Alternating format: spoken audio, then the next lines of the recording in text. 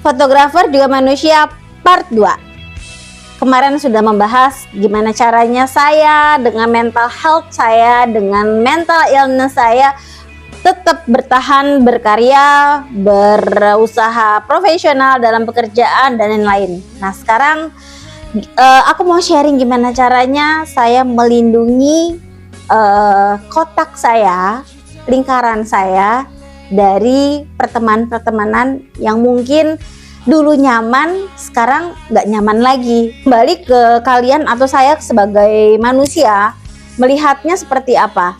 Oke, pertemanan yang ini kok aku merasa toksik ya. Tapi dalam artian toksik ini juga bukan berarti buruk. Dan bukan berarti semua itu salah mereka. Tapi balik lagi, aku hanya memagari kotaku yang dimana di dalam sini aja nih udah banyak semrautnya gitu kan. Overthinking, mental illness yang kemarin sudah aku bahas, ketakutan-ketakutan pendapat orang lain. Nah itu sebenarnya kan nggak baik ya. Dan buat kita yang masih berprogres itu nggak ada salahnya banget untuk memberanikan keluar dari kotak pertemanan itu. Jadi bukan berarti balik lagi ke mereka ya. Oke ya, saya minta maaf, saya izin keluar dari grup karena saya sudah merasa tidak nyaman, tapi bukan berarti saya meninggalkan kalian. Udah cukup. Kan kita tidak memutuskan silaturahmi, kita hanya menghindari omongan-omongan yang mungkin ketika kita membaca ada rasa ketidaknyamanan, ketika kita membaca atau mendengar perbincangan mereka, apa yang mereka perbincangkan di grup, kok kita merasa tidak nyambung atau tidak sependapat misalkan.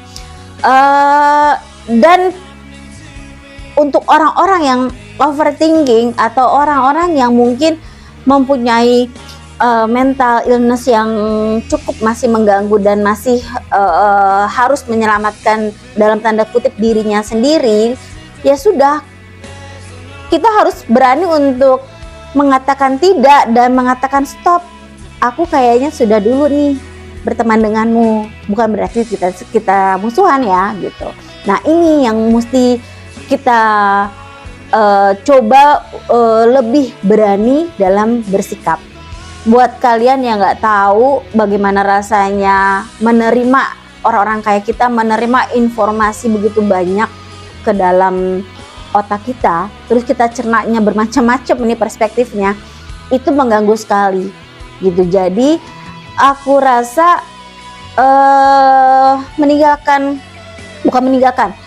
membatasi diri dengan berbagai pertemanan atau pergaulan yang sekiranya dapat mengganggu, nggak ada salahnya.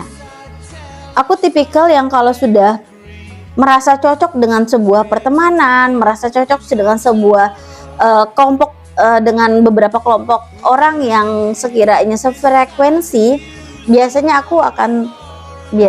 ya kata suami sih, aku akan all out.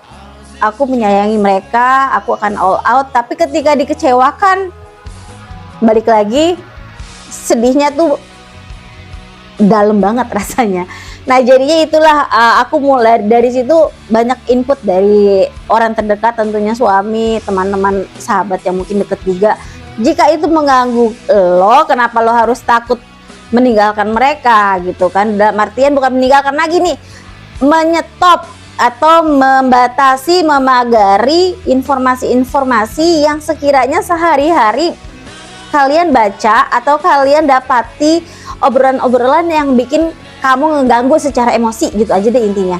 Sekarang gini, kalau misalkan lo masih bertahan dengan oke, aku bertahan deh, aku nggak enak sama mereka kalau gini-gini bla bla bla bla bla bla, tapi ujung-ujungnya di belakang lo kepikiran, di belakang dirimu merasa gak nyaman, di belakang terus apa yang mereka utarakan terus ngebuat dirimu sakit hati, ngebuat dirimu jadi mikir yang macem-macem, ya untuk apa gitu? Karena nggak semua orang memahami situasi perjalanan dan segala macam abstrak yang ada di pikiran kita gitu. Dengan begitu saya akuin banyak banget gangguan-gangguan seperti itu yang akhirnya ngerembet kemana-mana. Secara berkarya aku jadi mundur, secara sehari-hari moodku jadi nggak enak. Biasanya kalau kamu udah keluar dari kotak pertemanan kamu, perasaan bersalah pasti ada, ya kan? Nah, kalau bisa jangan merasa bersalah dengan dirimu, dengan apa yang menjadi keputusanmu setelah keluar dari sebuah kotak pertemananmu. Pahamilah bahwa ini yang terbaik untuk kamu, karena yang tahu kapasitasnya adalah lagi-lagi kamu. Ya whatever pikirannya mereka, intinya kalau kamu merasa ini terus-terusan ada di kepala kamu, obrolin sama teman kamu yang lain, partner kamu, suami kamu, istri kamu, atau siapapun itu yang kamu kamu percayain, bicarain aja. Dan saya yakin biasanya ya udah aku sih dapetin masukan dari mereka, ya udah, jika ini sudah tidak nyaman untuk kamu, untuk apa dipertahankan? Lagi-lagi bukan kamu meninggalkan dan bukan lagi kamu ngajak bermusuhan, tapi kamu hanya membatasi dari obrolan-obrolan atau toksik-toksik yang mereka tidak tahu itu mengganggu mental kamu secara personal, dan akhirnya kamu tidak bisa beraktivitas dengan baik. Nah, ciri lainnya lagi, ketika kamu ngobrol, kamu merasa kamu capek banget dengernya, gak nyambung, gak sependapat, jadi lelah gitu loh ngedenger omongan-omongan itu, ya itu berarti tanda-tanda salah satu kamu tidak merasa cocok dan sefrekuensi di kotak itu. Jadi bertahan di situasi yang menurut kamu beberapa toksik gitu, jadi sama aja bunuh diri pelan-pelan menurutku. Jadi balik lagi, karena pertemanan itu beragam ya. Ada yang memang mereka support diliatin, ada yang mereka diam tapi sebenarnya mereka support dalam hati, atau ada yang menunjukkan, atau ada yang diam-diam lah, intinya dalam support satu sama lain. Jadi kalau menurutku kamu akan mendapatkan yang lebih pantas, dalam artian bukan berarti mereka dulu tidak pantas, tapi lebih cocok, lebih pantas dengan kondisimu saat ini, yang dikaruniai mental illness yang mungkin tidak semua orang paham bagaimana rasanya. Lagi-lagi kita hidup itu kan butuh energi, butuh aura positif, butuh spirit yang memang keluar dari hati kita, akhirnya keluar tersalurkan energinya ke orang lain, dampaknya ke lingkungan. Nah itu kalau mood kita aja di dalam sudah berantakan, mood kita di dalam aja udah kemana-mana pikirannya, otomatis aura, energi negatif itu akan gampang banget menularkan ke teman-teman yang lain. Jadi daripada kita bertahan di energi yang kurang positif atau energi yang mungkin tidak sesuai dengan kapasitas kamu, ya sudah, beranikanlah untuk mengambil keputusan. Dan lagi-lagi hati itu nggak bisa bohong sih menurutku. Aku percaya dengan apa yang aku rasakan, aku percaya hati yang berbicara, yang akhirnya aku disampaikan ke pikiranku secara rasional. Oke, aku merasa ini tidak baik-baik saja. Seringkali aku temukan, aku mungkin tipikal yang sensitif, yang bisa membaca ini orang sebenarnya di depanku baik, mungkin di belakangku dia menjadi beberapa karakter yang sebenarnya kesana kesini beda gitu. Nah itu yang kadang-kadang aku agak sedikit kecewa, atau kok gitu ya, kok bisa seperti itu ya. Nah itu yang mungkin jadinya pikiran gitu, jadi pikiran terus merasa dihianati, merasa dikecewakan. Nah itu kan lagi-lagi mengganggu gitu. Jadi untuk apa kita mempertahankan hal-hal yang mengganggu pikiran kita?